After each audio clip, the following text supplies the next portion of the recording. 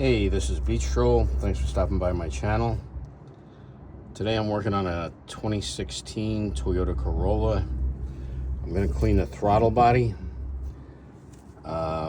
First thing you want to do is take off the engine cover, which I already did. It has 4 metal prongs. There's 2 in the front and 2 in the rear. I usually start in the front and gently pull up one side, the other side, then the back, and then the final one. And then just put that off to the side. What you're gonna need is a 10mm socket and ratchet to take this bolt off. Not completely, you're just gonna loosen it so it loosens the clamp on the hose. And there's one other one over here, also 10mm. And as I said, you use a 10mm socket and a ratchet, and they should come off relatively easy. Also, the last thing we have to do is remove this. Just slide it back with your fingers, and then we'll wiggle this gently off. Just a heads up, I loosened that clamp on that smaller hose, but it wasn't coming off very easily, so I didn't want to force it because it's kind of brittle. I didn't want to break it. So I just removed the larger hose from the throttle body and the other end of that big hose. So now you have access to your throttle body. That piece that moves in and out is called the butterfly. We're just gonna use some cleaner, spray it on some paper towel or a rag, a clean rag. You don't want to apply the cleaner directly to the throttle body itself. You want to put it on a rag or paper towel, and then we'll wipe the throttle body down. I was doing some other work on this vehicle, so I disconnected the negative battery terminal. You could do the same on this. You really don't have to because there's nothing electronic you're really dealing with. But we're just going to apply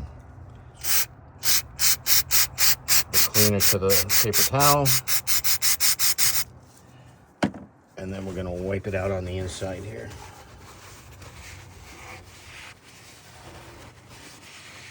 Just give it a good wipe around. See some of the carbon coming off.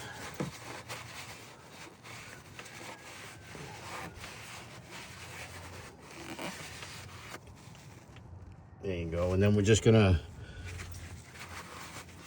move that butterfly and try to get the edges of it.